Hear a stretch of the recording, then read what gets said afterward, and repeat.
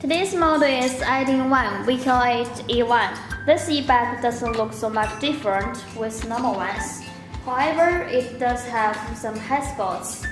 It is very popular in European and American markets. Let's see its features.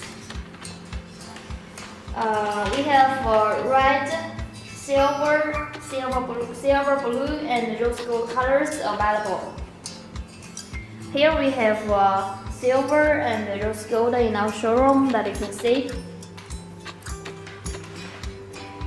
The material of the frame is aluminum alloy. It is of high strength. There are two ways to start the bike. First is the insert key. And another one is one key start. We use the remote, and it has a burglar alarm on the remote.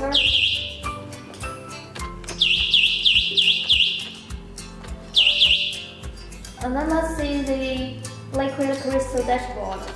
That we can know speed, temperature, battery remaining percentage, and a reminder of breakdown. If there is something wrong with the bike, there will be a reminder showing on the screen. Then let's see the headlamp. They are LED convex mirror types for high brightness, and there are two lines for running lights.